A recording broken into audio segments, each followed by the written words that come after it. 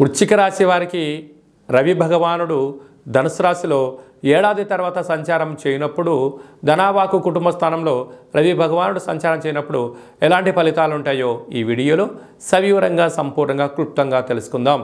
వృశ్చిక రాశిలో ఏ నక్షత్రాలు వస్తాయనగా విశాఖ నక్షత్రంలోని చివరి పాదం 4వ పాదము, అనురాధ నక్షత్రంలోని 4 పాదాలు, జ్యేష్ఠ నక్షత్రంలోని 4 పాదాలు కలిపితే వృశ్చిక రాశి. వృశ్చిక రాశి యొక్క అధిపతి కుజుడు. వీరికి ధనావాకు కుటుంబ స్థానంలో రవి సంచారం చేయనప్పుడు ఒకవైపు వీరికి అర్ధాష్టమ శని సంచార స్థితి జరుగుతున్న విషయం తెలిసినటువంటిదే. కనుక ఈ ధనస్థానంలో రవి సంచారం చేసినప్పుడు దయచేసి అప్పులు ఇవ్వద్దు, అప్పులు తెచ్చుకోవద్దు.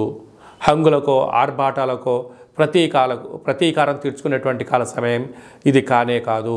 ఇలాంటి కాల సమయంలో మౌనం, ప్రశాంతత, పెద్దవారి మాట వినడం, సత్కర్మ చేయవ సత్ఫలితాహ అన్నట్టుగా మీరు మంచి కార్యక్రమాలు చేయడం వల్ల మంచి ఫలితాలు మీకు వచ్చే పరిస్థితి ఉంటుంది. ఆవేశానికి వెళ్ళినా, అనర్థాలకు వెళ్ళినా, చెప్పుడు మాటలు విన్నా ధనం పోతుంది, సమయం పోతుంది, అనారోగ్యం మీకు వెంటాడుతుంది, మీ యొక్క ధనము ప్రమాదాలు పొంచి ఉన్నాయి. తస్మాత్ జాగ్రత్త. కనుక మీ జన్మ నక్షత్రం రోజున అష్టమి, పూర్ణిమ, అమావాస్య తిథుల యందున మౌనం, దూర వాయు ముఖ్యమైన ప్రయాణాలు వాయిదా వేసుకొని ఉత్తమోత్తం. సాఫ్ట్వేర్ ఉద్యోగస్తులు, వ్యవసాయ సోదరీమణులు, గృహ భవన నిర్మాణ కార్యక్రమాలు చేసేటువంటి వారు, అనేక రంగాల వారందరికీ కూడా ప్రత్యేకమైన శ్రద్ధ అవసరం అని చెప్పి గుర్తుపెట్టుకోవాలి. మీనరాశి వారికి రవి భగవానుడు ధనుసు రాశిలో ఏడాది తర్వాత రాజ్యస్థానంలో సంచారం చేయనప్పుడు ఎలాంటి ఫలితాలు ఉంటాయో సవివరంగా సంపూర్ణంగా తెలుసుకుందాం. మీనరాశిలో ఏ నక్షత్రాలు వస్తాయనగా పూర్వాభాద్ర నక్షత్రంలోని చివరి పాదమైన 4వ పాదము, ఉత్తరాభాద్ర నక్షత్రంలోని 4 పాదాలు, రేవతి నక్షత్రంలోని 4 పాదంలో కలిపితే మీనరాశి. మీనరాశి యొక్క అధిపతి దేవగురు బృహస్పతి. వీరికి విశేషంగా రవి భగవానుడు రాజ్యస్థానంలో సంచారం చేయడం వలన వృత్తులలో, ఉద్యోగాల్లో, వ్యాపారాల్లో అనంతమైనటువంటి నూతన అవకాశాలు ముందుకు రాబోతున్నాయి. కనుక గతంలో చేసినటువంటి కంపెనీలోనైనా రాబోయే కాలంలో అనేక మార్పులు రాబోతున్నాయి. గృహ మార్పు, ఉద్యోగ మార్పు, స్థల మార్పులలో మీ యొక్క పదవిలలో కీలకమైన బాధ్యతలు స్వీకరించబోతున్నారు. కనుక ఇలాంటి కాల సమయంలో ఓర్పు, నేర్పు, గౌరవాన్ని ఇవ్వడం, గౌరవాన్ని పుచ్చుకోవడం, అనేక రంగాలలో మీరు సన్మార్గంగా ఉండే ప్రయత్నం చేయగలిగినట్లే ఎనలేనటువంటి కీర్తి ప్రతిష్టలు మీ సొంతమవుతాయి. ఒకవైపు ఎననాడి శని ప్రారంభంలో ఉండినను అద్భుతమైన ఐశ్వర్యానికి, ఆనందానికి, ఆరోగ్యకరమైన జీవితానికి మీనరాశి జాతకులు స్వాగతం పలకబోతున్నారని చెప్పడంలో ఏమాత్రమే సందేహం లేదు. మేషరాశి వారికి ఏడాది తర్వాత ధనుసు రాశిలో రవి సంచారం చేయనప్పుడు ఎలాంటి ఫలితాలు ఉంటాయో సవివరంగా సంపూర్ణంగా క్లుప్తంగా తెలుసుకుందాం. మేషరాశిలో ఏ నక్షత్రాలు వస్తాయనగా అశ్విని నక్షత్రంలోని 4 పాదాలు, భరణి నక్షత్రంలోని 4 పాదాలు, కృతికా నక్షత్రంలోని 1 పాదం కలిపితే మేషరాశి. మేషరాశి యొక్క అధిపతి కుజుడు. వీరికి భాగ్యస్థానంలో రవి సంచారం చేయనప్పుడు భార్యాభర్తల మధ్య, ప్రేమికుల మధ్య, పార్ట్నర్షిప్ వ్యవహార కార్యక్రమాల మధ్య సమన్వయ లోపం లేకుండా చూసుకునేటువంటి మానవ ప్రయత్నం మనం చేయగలగాలి. ఎవరైనా ఏదైనా ఒక మాట మాట్లాడేటప్పుడు 1కి 2 సార్లు ఆలోచించుకోవడం, చేస్తున్న వృత్తులలో, ఉద్యోగాల్లో, వ్యాపారంలో అవకతవకలు ప్రతి చోట ఉంటాయి.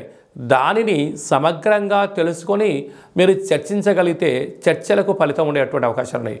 ఎవరో వాళ్ళన్నారు కదా, వీళ్ళన్నారు కదా అని చెప్పి మీ యొక్క భాగస్వామ్యపు వారిపైన అన్నారనుకోండి, మానవ సంబంధాలు, ఆర్థిక సంబంధాలు అనేక రకాల విభేదాలకు దారితీసే పరిస్థితి అధికంగా ఉంటుంది.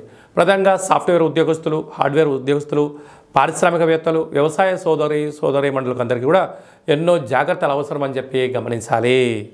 సింహరాశి వారికి రవి భగవానుడు పంచమ స్థానంలో ధనుసు రాశిలో ఏడాది తర్వాత సంచారం చేయనప్పుడు ఎలాంటి ఫలితాలు ఉంటాయో సవివరంగా క్లుప్తంగా తెలుసుకుందాం. సింహరాశిలో ఏ నక్షత్రాలు వస్తాయనగా మఖా నక్షత్రంలోని 4 పాదాలు, పుబ్బా నక్షత్రంలోని 4 పాదాలు, ఉత్తరా నక్షత్రంలోని 1 పాదం కలిపితే సింహరాశి అవడం జరుగుతుంది. సింహరాశి యొక్క అధిపతి రవి. ఆ రవి భగవానుడు ఏడాది తర్వాత ధనుసు రాశిలో సంతాన స్థానంలో సంచారం చేయడం వలన నూతనంగా వివాహమైన వారికి పుత్రిక సంతాన యోగం, పిల్లల యొక్క చదువులు, పిల్లల యొక్క అభివృద్ధి, పిల్లల్ని ఉన్నత స్థాయికి తీసుకురావాలనేటువంటి కోరిక నెరవేరడం, తల్లిదండ్రుల నుంచి వచ్చేటువంటి ప్రభుత్వపు ఉద్యోగాలు రావడం, స్థిరాస్తులలో చరాస్తులలో మార్పులు రావడం, తాత ముత్తాత నుంచి మీకు వచ్చేటువంటి ఆ యొక్క ఆస్తులు సంక్రమించడం, వీరికి విదేశాలకు వెళ్ళాలి అనేటువంటి భద్రతతో కూడుకున్నటువంటి తల్లిదండ్రులతో ఆశీస్సులు మీరు పొందగలిగినట్లయితే మీకు అద్భుతమైనటువంటిది చాలా మంచి కాలము అని చెప్పి గమనించాలి. ప్రధానంగా ప్రభుత్వ ఉద్యోగస్తులు, అలాగే ప్రైవేట్ రంగంలో ఉండేవారు, సాఫ్ట్వేర్ రంగం వారు, గృహ భవన నిర్మాణ కార్యక్రమాలు, వ్యవసాయ సోదరీమణులకు ఇది మంచి యుగము అని చెప్పి, మంచి కాలము అని చెప్పి గమనించాలి. వృషభ రాశి వారికి సూర్యభగవానుడు ధనుసు రాశిలో ఏడాది తర్వాత సంచారం చేయనప్పుడు ఎలాంటి ఫలితాలు ఉంటాయో సవివరంగా సంపూర్ణంగా తెలుసుకుందాం. వృషభ రాశిలో ఏ నక్షత్రాలు వస్తాయనగా కృత్తికా నక్షత్రంలోని 2, 3, 4 పాదాలు, రోహిణి నక్షత్రంలోని 4 పాదాలు, మృగశిర నక్షత్రంలోని 1, 2 పాదాలను కలిపితే వృషభ రాశి అవడం జరుగుతుంది. వృషభ రాశి యొక్క అధిపతి శుక్రుడు.